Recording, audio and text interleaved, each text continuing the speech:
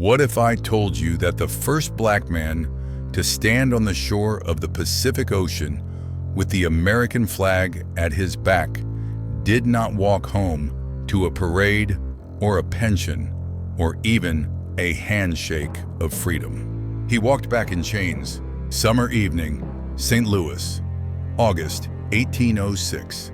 The expedition that crossed a continent finally comes home. Crowds line the streets. Church bells ring, cannons fire. They celebrate the heroes who mapped a new America. They celebrate Meriwether Lewis. They celebrate William Clark. They celebrate the Corps of Discovery. But there is one man in that crowd who does not get a medal. He does not get land. He does not get a salary. He does not even get his own name in the official reports. His name is York. He was born enslaved around 1770 in Caroline County, Virginia, in the household of John Clark, the father of William Clark.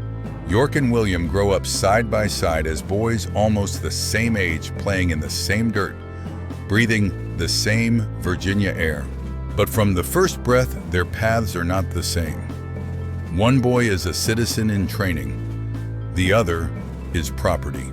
And yet, when the President of the United States needs men to push into the unknown and claim the West, York goes. When there are grizzlies in the brush and blizzards on the mountains and hunger in the belly, York stands in the line. When the Corps walks through country no American has ever mapped, York is there. Every day, every mile. Now imagine this moment with me. November 7th, 1805. Near the mouth of the Columbia River. The Corps finally reaches the Pacific Ocean after a year and a half on the trail. Journals record the surf, the storms, the bitter cold at the place Clark will call Dismal Niche. The official story says they had reached the great Western Ocean. But what it does not shout, what it barely whispers, is this. Among those tired, hungry, half-frozen bodies standing on that shoreline was an enslaved black man, York, the first documented African-American enslaved person to cross the continent by land and see the Pacific. Picture that. The roar of the waves, the salt in the air, the wind in his face. York has carried rifles, paddled canoes, hunted game, negotiated with nations, and kept men alive for over 4,000 miles. He is standing at the edge of a continent his labor just opened. He can feel the spray on his skin. He can see endless water. He can taste what freedom might feel like. Now jump forward a few months. November 24th, 1805. The Corps has to decide where to spend the winter. The captains do something radical. They ask every member of the party to vote on where to build a winter camp. Every man, not just officers, not just white soldiers. They ask a Shoshone woman named Sacagawea. They ask an enslaved black man named York, and they record his voice. In that moment, in the wet cold of the Pacific Northwest, a man legally counted as property has a vote in an American decision, while millions of free black people still do not. Let that sink in. Out on the edge of Empire, York is treated as a man. His judgment matters. His body is essential. His presence fascinates indigenous nations who have never seen a black man before. Some tribes believe his dark skin means special power. Some bring their children to touch him to see if the color will rub off. Some see him as a sign from the spirit world. His very existence opens doors and keeps the Corps alive. But when the Corps comes back to St. Louis on September 23rd, 1806, all that honor vanishes. There is no land grant for York, no paycheck, no vote. The man who crossed rivers and mountains goes back to William Clark's service as a body servant. He asks for his freedom. He asks for the simple right to stand on his own 2 feet as a man. And he is denied, again and again. How do you walk across a continent and still not be allowed to walk away? How do you help build a nation that will not admit that you built it? How do you look at that Pacific horizon and then look at iron shackles and say to yourself, this is still my life? That is where this story begins for me. Not with Lewis and Clark standing triumphant on a rock, but with York standing beside them looking at an ocean and knowing he will not be free when he turns back east. And if that shocks you, it should, because the textbooks did not tell you this part. They told you about brave captains and noble exploration. They gave you maps and dates and portraits. They left out the black man who carried the load, charmed the nations, and still could not own his own name in the eyes of the law. They lied to you. They edited him out. They took a story that belongs to all of us and sliced the black presence out of the center of it. This is not just about one man. This is about how a whole system wrote your people out of the story of America. How it took your sweat, your genius, your sacrifice, and buried it under someone else's glory. How it turned explorers into legends and turned the enslaved man who walked beside them into a footnote. So in this video, I am not here to repeat the old story. I am here to tell you the one they buried. I am here to talk to you like family. Because if you are watching this, there is a good chance that you grew up with the same confusion I did. Loving this country, serving this country, praying in this country, and still feeling like whole chapters of your history were missing. I am here to tell you, you are not crazy. The chapters were missing, on purpose. By the end of this conversation, you will understand why the wealth gap looks the way it does. You will understand why your grandparents could fight for this country and still be denied simple dignity back home. You will see how York's story connects to Wilmington, to Tulsa, to Rosewood, and to the house you live in right now, or the house you never got to own. After this video, you will not hear the words Lewis and Clark the same way again. You will not hear the word pioneer the same way again. And you will not hear the word inheritance the same way again. Because York's story is not just a tragedy. It is evidence. It is a case file. It is Exhibit A in a pattern of theft, erasure, and spiritual survival that stretches from the first slave ship to your last mortgage payment. And once you see that pattern, you cannot unsee it. But before we follow York down that trail from Virginia to the Pacific and back again, there is something you need to understand first. This is not ancient history. This is your history. This is your family story. This is your stolen inheritance. And once you know it, you are responsible for it. So let us walk with York now. Let us start at the beginning. I want you to picture a tobacco plantation in Virginia around 1770. Early morning, fog sitting low on the fields, the big house up on a slight rise. Enslaved people already moving in the half-light.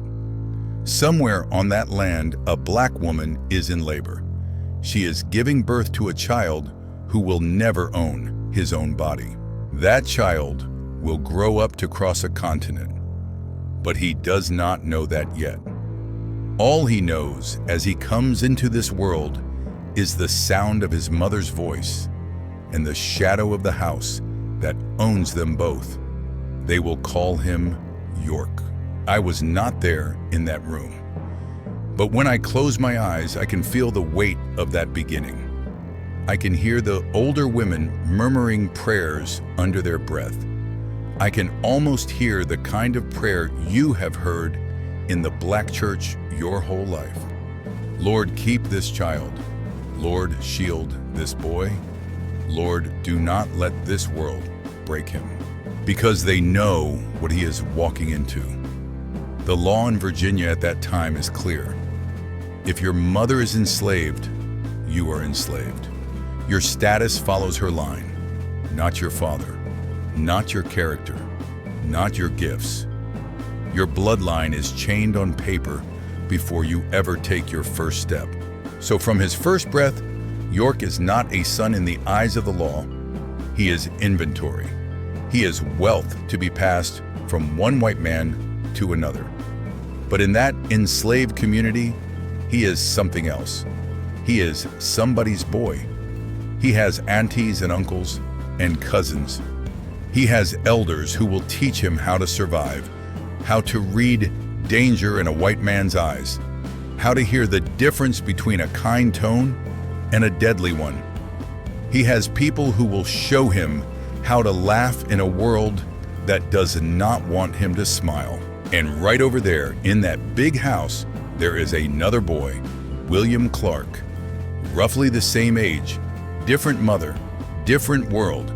He will inherit land, livestock, human beings. He will become an officer, a gentleman, a captain of the United States Army. He will co-lead the greatest expedition in early American history. The two boys grow up together. They see each other every day. They move through the same yard, but not the same life. When William is sick, York might bring water. When William's clothes need attention, York might carry them. When William goes to bed, York might be outside the door ready to answer when called. Can you feel the split here? Two boys, same soil, same sun, same air, same God. But one is told this world is yours. The other is told you belong to this world as an object. As the years pass, William grows into a young man and joins the army. York becomes his full-time body servant. That means wherever William goes, York goes. On campaign, on the road, into danger, into whatever comes. York is responsible for setting up camp cooking, cleaning equipment, tending to his master's needs. He is literally his shadow. Now fast forward to 1803. President Thomas Jefferson closes the Louisiana Purchase. He buys approximately 828,000 square miles of land from France. It nearly doubles the size of the United States overnight.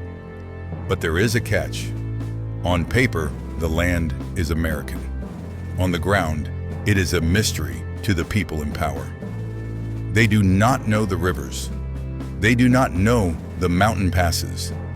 They do not know the nations who live there and have lived there for generations. So Jefferson commissions an expedition. He calls on Meriwether Lewis, his private secretary, and a seasoned army officer. Lewis chooses his friend William Clark as co-leader.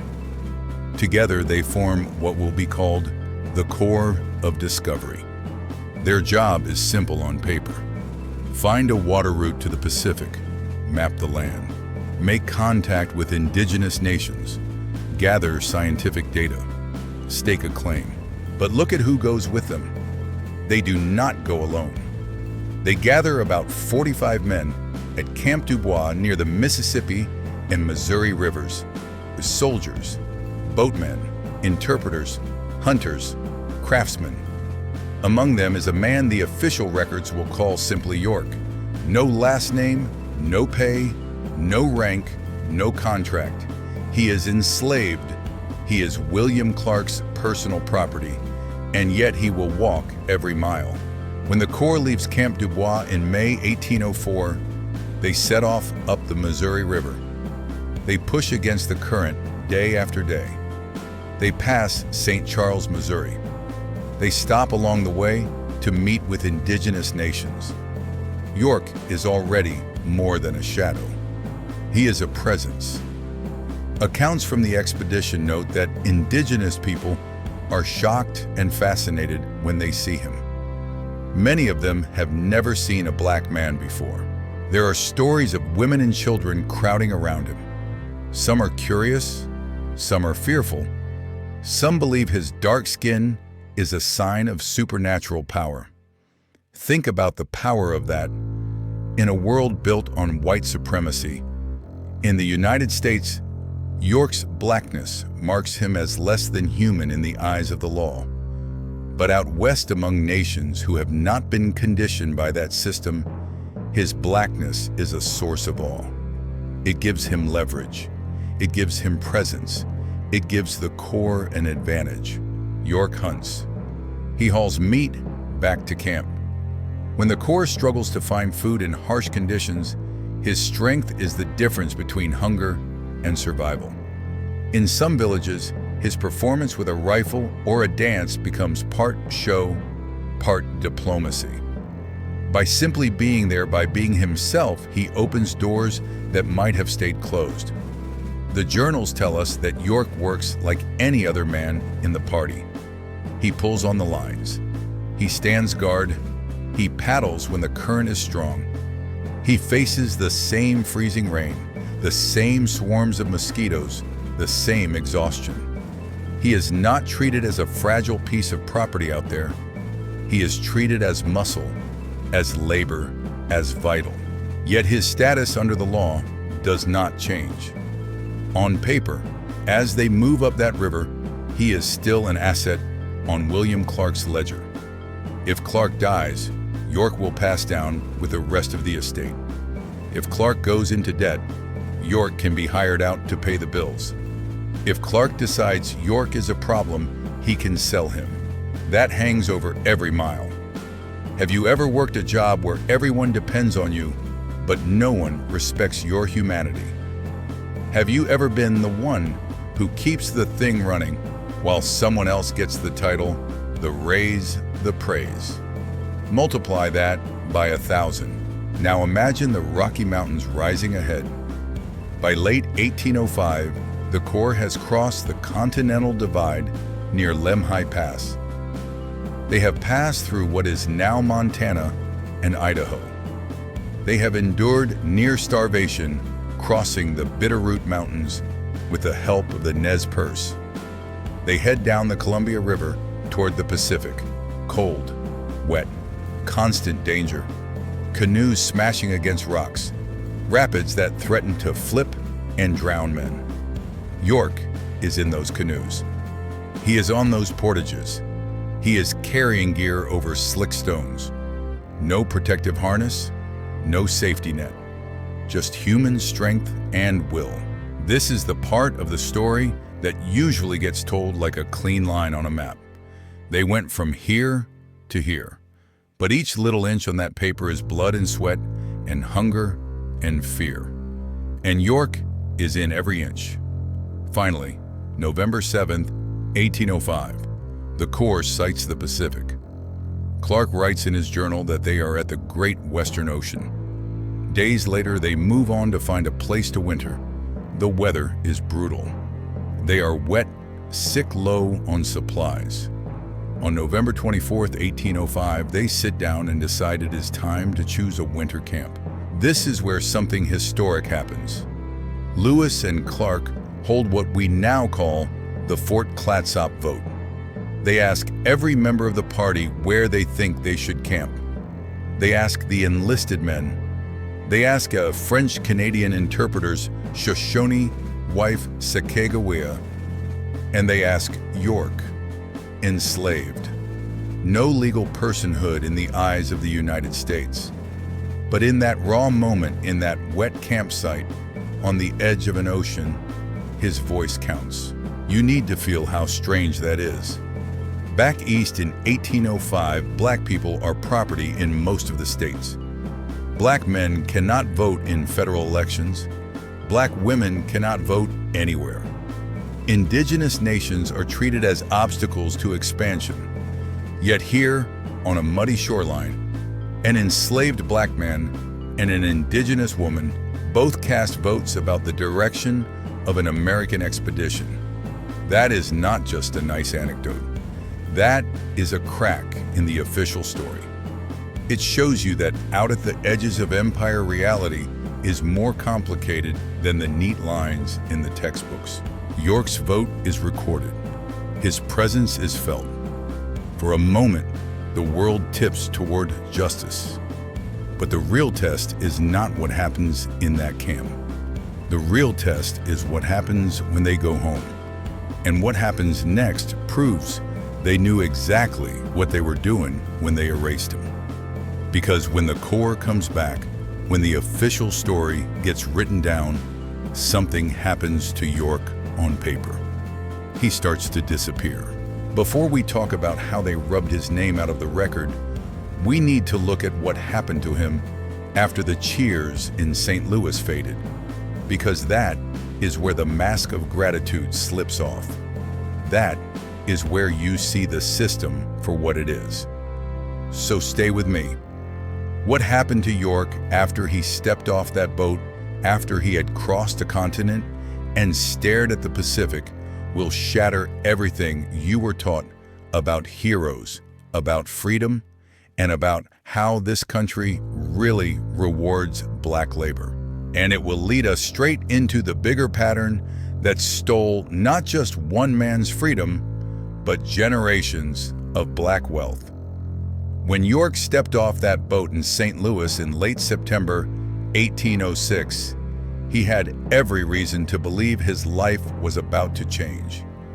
He had walked more than 4,000 miles. He had hunted, negotiated, carried, and fought his way across a continent. He had stood at the edge of the Pacific Ocean. He had cast a vote with the core. In his mind, he had earned something more than another chain. He had earned his freedom. But the system he lived under did not see it that way. William Clark settled into a new life. He became a respected man in St. Louis. He married Julia Hancock in 1808. He took positions of power and honor, including governor of Missouri Territory. His name grew. His status grew. His wealth grew.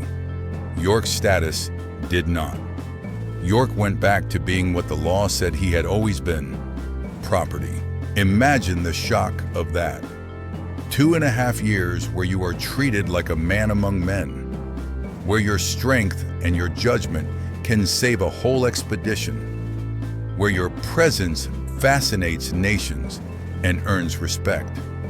Then suddenly you are back to a life where you cannot decide when to wake, where to sleep, whom to marry, or where to live without another man's permission. Historical records tell us that after the expedition, York asked Clark for his freedom. Not once, not casually. He pressed the issue. He believed he had earned it. He wanted to live with his wife in Kentucky. That means at some point he had married, likely to an enslaved woman on another property. He wanted the simple human right to live under the same roof as his own wife. Clark refused. We know this because of William Clark's own letters. In later correspondence, Clark complained that York had become, in his words, insolent and sulky. He said York's attitude made him almost worthless. He wrote about giving York a severe trouncing. That is not a gentle word. That is a beating. A man who had crossed the continent was whipped for wanting to be free. Let that sit with you for a moment. This is how the system responded to black excellence. This is how it responded to loyalty, courage, and suffering, with refusal, punishment, and control. Clark eventually hired York out to work for other enslavers, including in Louisville, Kentucky. Hiring out was common.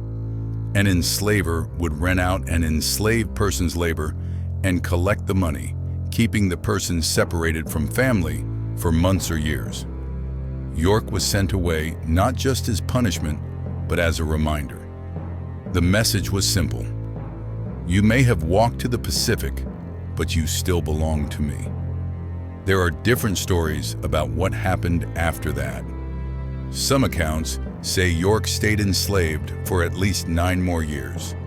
Some say Clark eventually freed him and claimed to have set him up in a freight hauling business with a wagon and team of horses.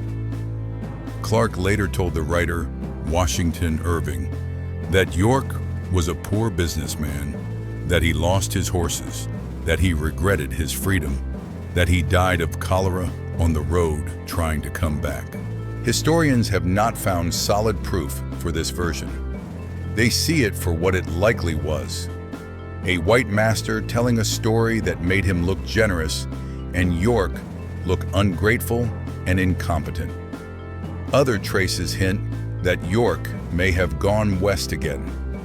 There were sightings of a black man living among indigenous people in the Rockies in the early 1800s.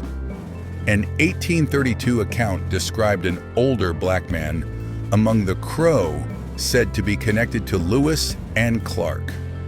Some scholars have suggested this might have been York who chose life on his own terms in native country, rather than continued bondage or poverty under white control. The truth is not fully pinned down. That uncertainty itself is part of the wound.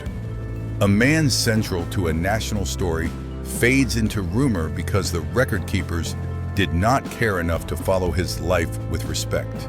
Think about what that means. The same system that carefully kept track of every acre, every river, every mountain pass that York helped them map did not care to keep track of him. They knew how many miles the expedition traveled.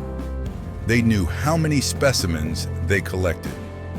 They wrote down the Latin names of plants in careful ink.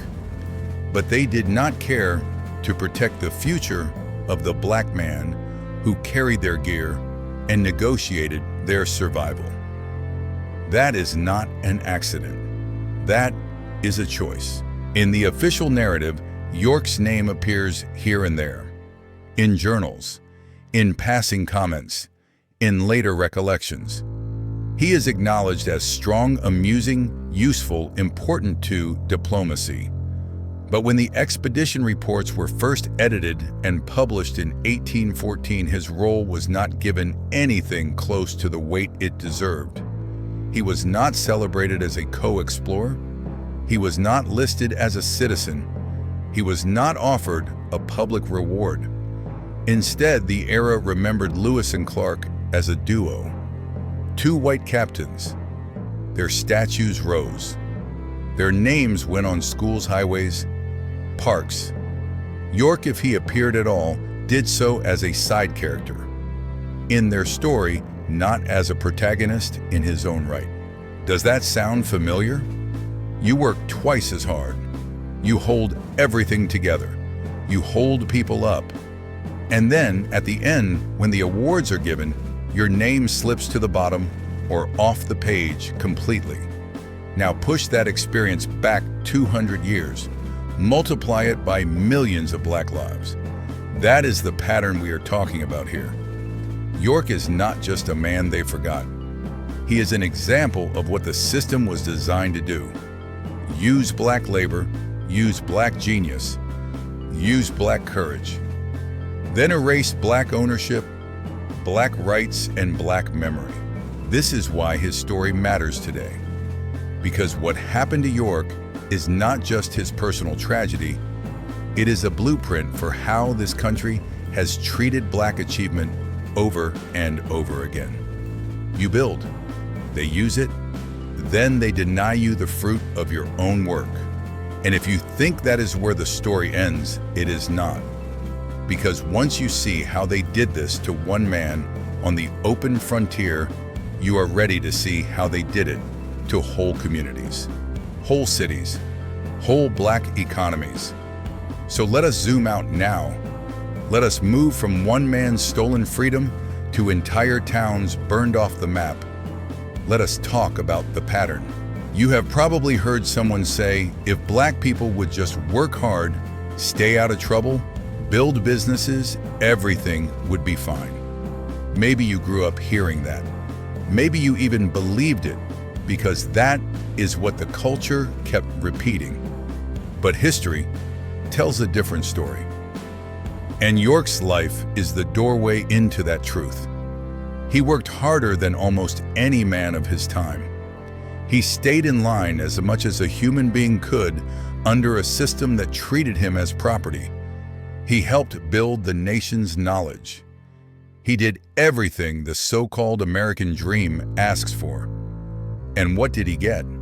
Denial, punishment, possible exile, erasure. Now take that same equation and apply it to a whole black town. Picture a community that did everything America claimed to reward. Businesses, banks, doctors, lawyers, teachers, churches, people working from sunup to sundown, people saving money, buying land, opening shops. Then picture that whole community wiped out in a matter of days. Bodies in the streets, houses in ashes, property records destroyed, insurance claims denied, survivors scattered, children told never to speak of it again. That is not a story from some distant empire. That is the United States. Let us look at a few of those places. Because when you see York's story next to these attacks, the pattern becomes painfully clear. Every time black people built the system, found a way to break it. Let us start in Elaine, Arkansas. On the night of September 30th, 1919, about 100 black sharecroppers gathered at a small church in Phillips County, Arkansas. They were not planning a riot. They were organizing for better pay. They met as members of the Progressive Farmers and Household Union of America, trying to get fairer prices for their cotton. They even hired a white lawyer, Ulysses Bratton, to help them negotiate with white landowners. Now ask yourself, what is more American than workers getting together and saying we deserve a fair share? A group of white men approached that church. Shots were fired. To this day, there is dispute about who fired first, but we know what happened next. White mobs spread through the countryside.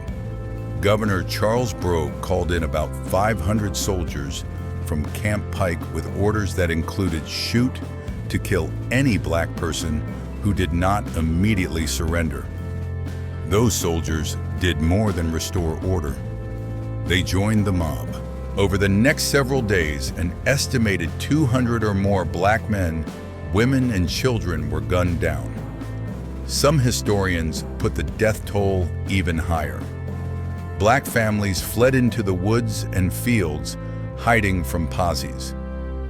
Meanwhile, only 5 white people died, and for those deaths, the system demanded black scapegoats. 67 black survivors were indicted for inciting violence. 12 black sharecroppers, later known as the Elaine 12, were sentenced to death. Think about that. You gather peacefully in a church to talk about fair pay. A mob attacks you. You defend yourselves. And somehow the only people sentenced to die are from your side. Now ask, what was this really about? It was about labor, about wealth, about who has the right to demand a fair share of the value they create.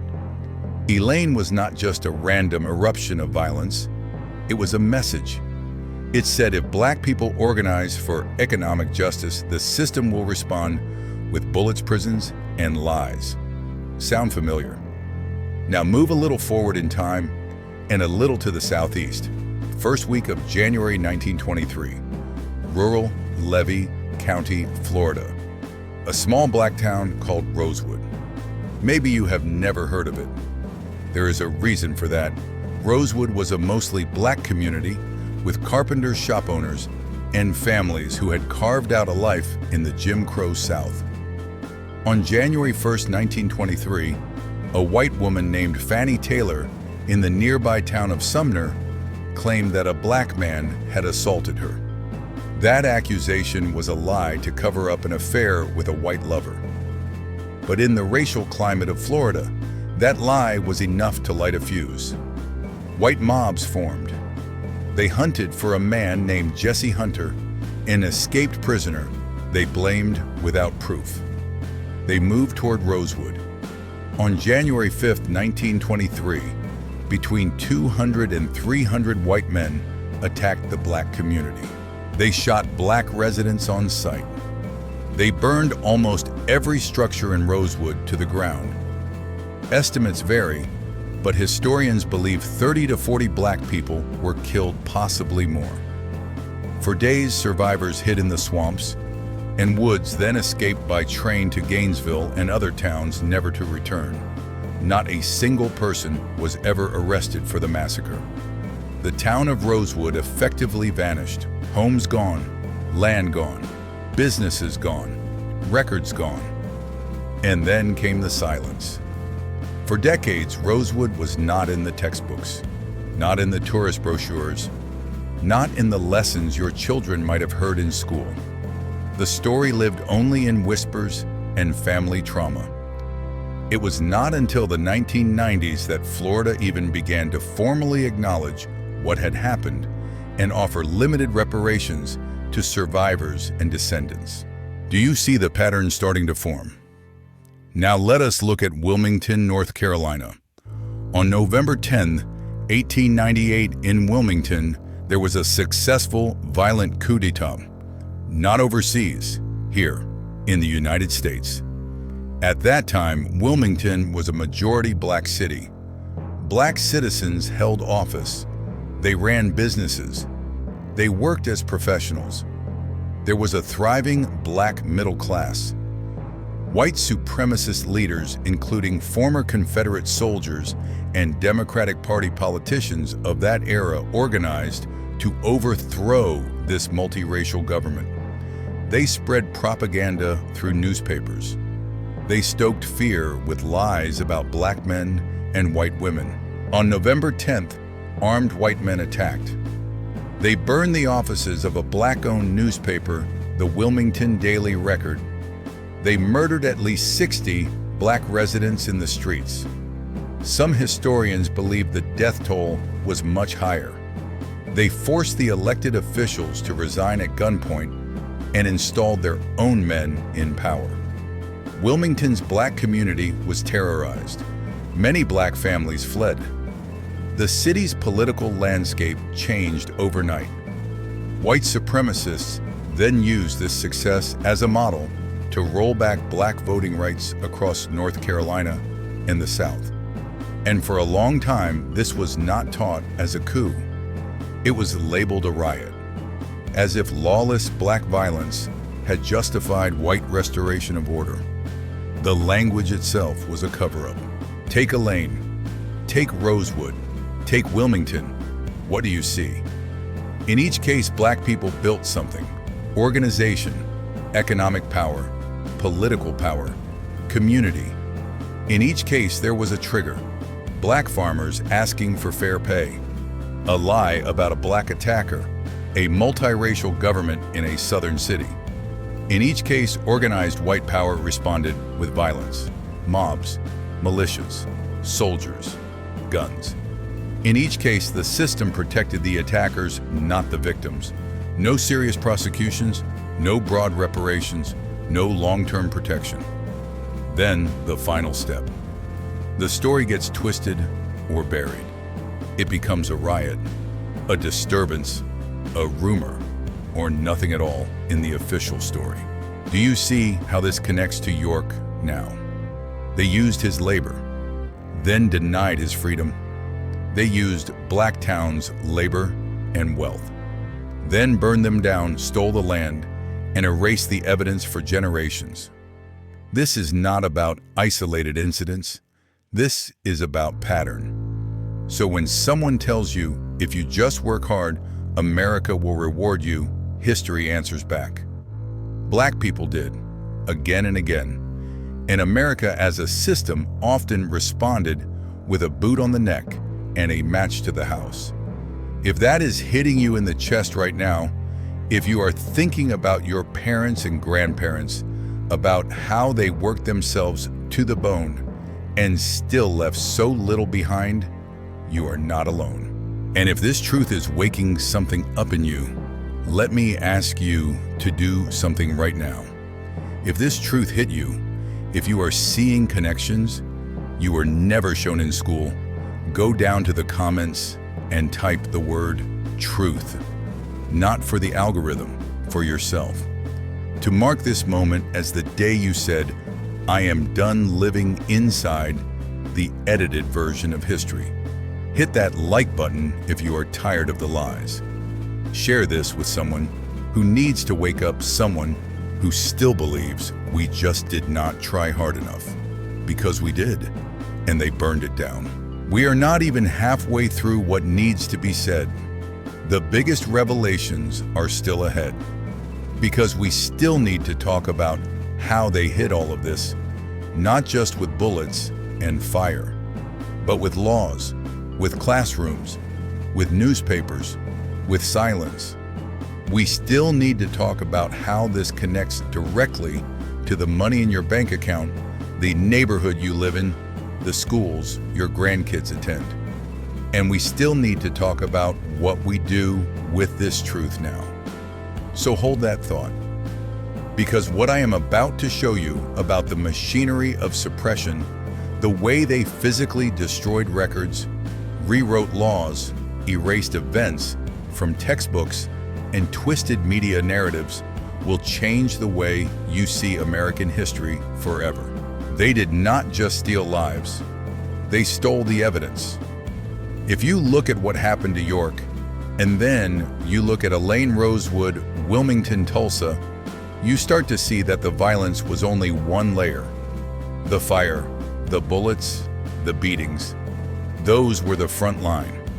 Behind all that, there was a quieter war, a war on paper, a war in courtrooms, a war in classrooms, a war in headlines. That is the part most people never see. So let us pull that curtain back. Start with the simplest, oldest form of erasure: fire. In Tulsa, Oklahoma, on May 31st and June 1st, 1921, white mobs attacked the Greenwood district known as Black Wall Street. Over a period of about 24 hours, they burned 35 city blocks to the ground. They destroyed at least 1,256 homes. They looted or burned businesses, churches, a hospital, a library. Historians estimate that as many as 300 black residents were killed. Thousands were left homeless. Some were marched at gunpoint to internment camps. But here is what the textbooks did not emphasize. This was not just random rage. This was targeted economic destruction. Property records were destroyed. Business ledgers were lost. Insurance companies refused to pay most claims, arguing that policies did not cover damage from riots. The city passed new fire codes that made it harder for black property owners to rebuild on their own land. At the same time, white leaders floated plans to seize the land for industrial use. Do you see the layers? They burned the buildings. Then they burned the paperwork that proved who owned the buildings. Then they changed laws to make sure that even if you survived, you could not easily rebuild what you had lost. The same logic shows up in smaller, quieter ways in York's story. He helped map rivers and valleys. He carried gear through snow and mud. He stood in council circles with powerful Indigenous leaders. Yet when it was time to publish the official account of the expedition in 1814, his name and contributions were squeezed into the margins, not lifted to the front. The land he helped open was measured and split and sold. He did not get a deed. He did not get a salary. He did not get a pension. The record of his work was preserved. The record of his rights was never created. That is its own kind of fire. Physical destruction was only the first tool. The next was legal suppression. America has a way of passing laws that look neutral on paper but land like a hammer on black lives.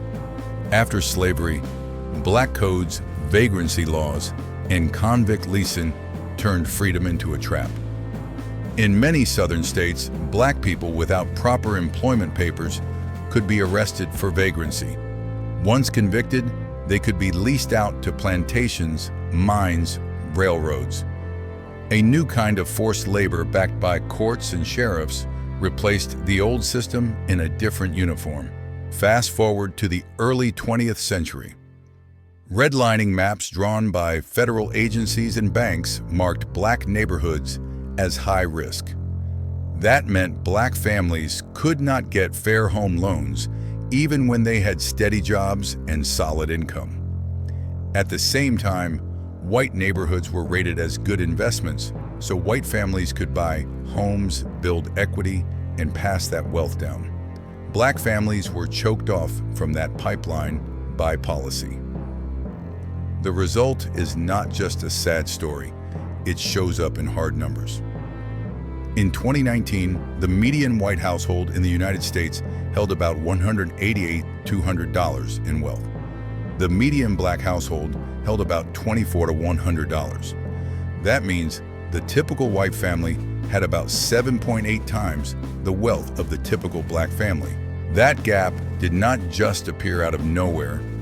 It is the compound interest of stolen opportunities, like Tulsa, like redlining, like discriminatory GI Bill benefits, like segregated schools, like the fact that York could walk to the Pacific and still not own a single acre of the land his footsteps claimed. Over time, those choices snowballed. A white family buys a house in 1950 with a cheap government-backed loan in a suburb that is off-limits to black buyers. The house appreciates. They refinance to send a child to college. That child gets a higher-paying job. They inherit the house. They have something to borrow against something to sell, something to pass down. A black family in the same era is steered into a redline district or a contract sale. They pay more for a worse house with fewer legal protections. Urban renewal projects bulldoze their neighborhood. Highway construction cuts through their community. Their property values stagnate or fall. They have less to leave behind. Fast forward to you. You look around and see white families with cushion and black families often one crisis away from disaster. You see a system where a black college graduate has on average less wealth than a white high school dropout. You see neighborhoods that are still separate, still unequal. This is not because black people are lazy. That is a lie. This is not because black people do not save. That is a lie. This is not because somehow we do not understand money. That is a lie. It is because again and again, whenever black communities built wealth, the system found ways to extract it, block it, or burn it. That is why talk of reparations is not just about slavery, it is about the full sweep of policies and violence that continued long after 1865. It is about Tulsa in 1921. It is about Elaine in 1919. It is about Rosewood in 1923.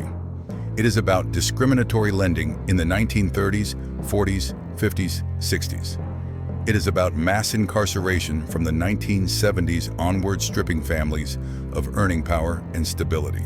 People say that was long ago, but look at the dates.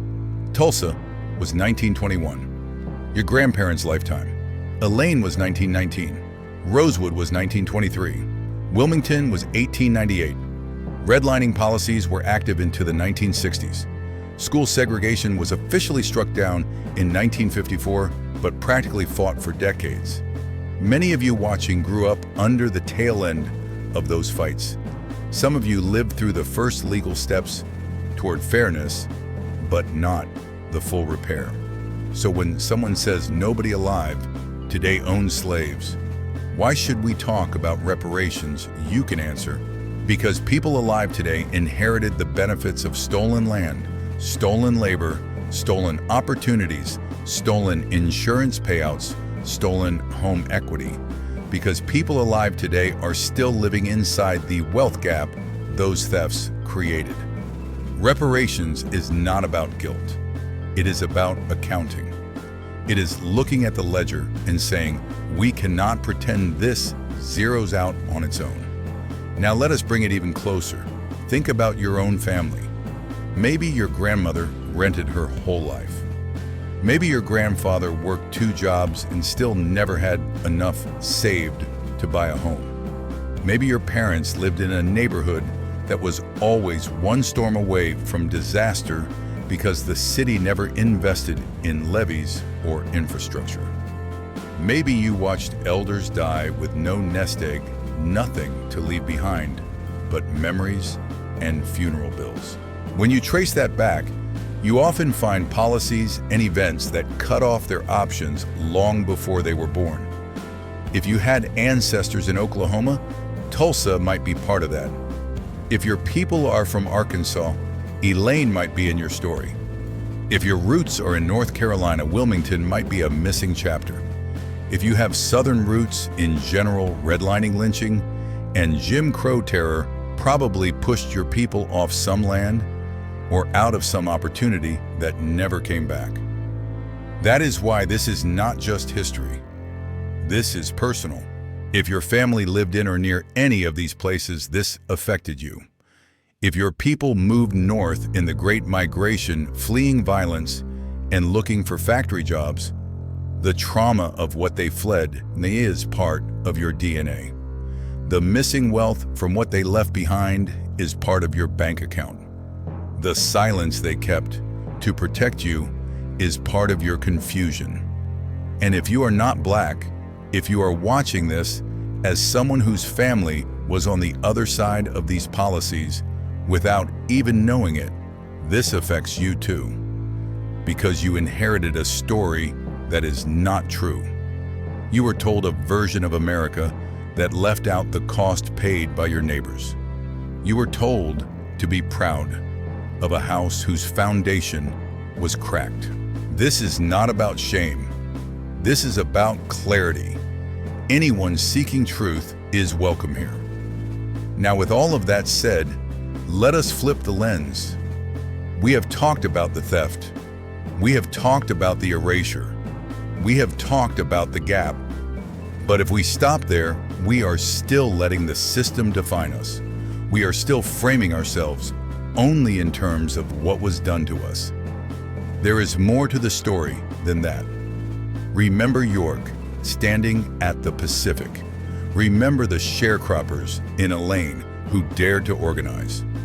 Remember the business owners in Greenwood who built banks and hotels and hospitals. Remember the carpenters and mothers and preachers of Rosewood. Remember the voters in Wilmington who participated in a multiracial democracy before the guns came. These were not just victims. These were builders, organizers, strategists, survivors. The fact that they were attacked does not erase the fact that they built something worth attacking. So now we need to talk about who you are in light of that. Not who the system says you are, who you really are. We will talk about identity, about ancestral pride, about divine purpose. We will talk about why your story right now, at this point in your life, matters in this long fight between truth and lies. And then we will talk about what you do with that in the days ahead. Before we do, take a breath. Check in with yourself. If you are feeling angry, that is okay. If you are feeling sad, that is okay. If you are feeling a kind of holy fire in your chest, like you want to shake the world awake, that is more than okay. Because this next part, this is where the story turns. This next truth will not just expose what they did. It will remind you of who you are. You are not your chains. You are not the gap in your bank account. You are not the lie they told about your people. You are something much bigger than that. You are not broken. You are not defeated. You are not what they tried to make you. You are the descendant of men like York, who walked 4,000 miles through grizzly country and mountain passes with no maps, carrying gear and rifles and hope for an expedition that claimed a continent but never gave him a deed. You are the descendant of sharecroppers in Elaine, Arkansas on September 30th, 1919, who gathered in a church not to riot, but to demand fair pay for their cotton, who faced down soldiers from Camp Pike and possessed with shoot to kill orders who survived when 200 or more of their brothers and sisters fell, yet still organized unions and lived to tell their children to keep fighting. You are the descendant of Rosewood families on January 5, 1923, in Levy County, Florida, who built homes and shops under Jim Crow, who hid in swamps when white mobs burned their town to nothing, who walked 30 miles to Gainesville with nothing but the clothes on their backs, yet rebuilt lives in new places and passed down resilience instead of surrender. You are the descendant of Wilmington citizens on November 10, 1898, whose multiracial government was overthrown by rifles and fire, who ran businesses and voted and led before the supremacists came, who scattered but never stopped believing in the vote they had tasted. You are the descendant of Greenwood entrepreneurs on May 31, 1921, in Tulsa, Oklahoma, who created Black Wall Street with 35 blocks of homes, 256 houses, banks, theaters, a hospital, more millionaires per capita than any white neighborhood, only to see it all ash in 24 hours with 300 lives lost, yet whose spirit rose again in new cities. You are survivors of genocide. You are heirs to stolen empires. You are warriors who faced armies and lived. You are builders who created wealth from dirt and chains. You are organizers who dared to dream of fair pay when the law called you property. You are the bloodline of excellence that could not be extinguished. That strength is in your DNA. That courage is in your bones. That faith is in your prayers. Your ancestors did not just endure. They excelled. York did not just serve. He negotiated with nations who called him Spirit Man, hunted meat when starvation loomed, voted at dismal niche when the law said his voice did not count. The men of Elaine did not just die. They unionized first. The families of Rosewood did not just flee. They built a town worth destroying. Greenwood did not just burn. It blazed as a beacon first. Your people turned oppression into opportunity every single time. They built banks when denied loans. They taught children when schools were shut. They farmed when land was stolen. They preached when churches burned. They voted when ballots were burned. They survived Middle Passage slavery, Jim Crow massacres, redlining, mass incarceration. And they are still here. That is not luck. That is power. Now let us talk about why. God preserved York through blizzards and rapids and grizzlies. Why? God preserved the sharecroppers of Elaine through bullets and soldiers. Why? God preserved Rosewood survivors through fire and swamps. Why? God preserved Greenwood through aerial bombs and machine guns. Why? God preserved Wilmington voters through coups and terror. Why? Because you have a mission. Because this is not a coincidence. This is divine appointment. You finding this video today, right now, in your life, at age 45 to 55, having walked through discrimination, yourself having raised children in the shadow of that gap, having sat in pews where elders whispered these half-stories, having felt the weight of what could have been if they had not burned it all. This is your moment. God kept you through your own storms so you could stay silent, but so you could speak. Psalm 126, verse 5 says, "They that sow in tears shall reap in joy." Your ancestors sowed in tears. They reaped empires. Those empires were stolen. Now it is your time to reap. Ephesians 6, verse 12 says, "We wrestle not against flesh and blood, but against principalities, against powers." This wealth gap is not flesh and blood. It is principalities. This erasure is not flesh and blood. It is powers. And the weapons of our warfare are not carnal, but mighty through God for pulling down strongholds. Truth is your weapon. Knowledge of York is your weapon. Memory of Tulsa is your weapon. The vote you cast is your weapon. The business you build is your weapon. The child you teach is your weapon. You are here at this exact moment because the ancestors need you to carry their fire.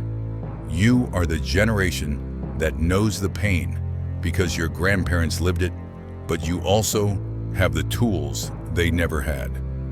Internet, cameras, platforms, communities, faith that does not bend. So what do you do with this? First, reframe your identity completely. Stop seeing yourself as victim. See yourself as vindicator. They stole, you reclaim. They burned, you rebuild. They erased, you restore. Second, teach your children and grandchildren these stories. Not the edited version, the real one. Tell them about York at the Pacific. Tell them about Black Wall Street. Tell them why reparations is not a handout, it is an accounting. Third, support. Black businesses, Black banks, Black institutions. Build the parallel economy they keep trying to destroy. Fourth, vote like your inheritance depends on it, because it does. Fifth, demand truth in education. Push for Tulsa in textbooks, Wilmington in curricula, York on the maps. Sixth, talk about this wealth gap everywhere. At church, at family reunion, at the barbershop. Let people feel the weight of 188,200 versus 24,100. Let them see it is not laziness. It is legacy theft. This is not revenge.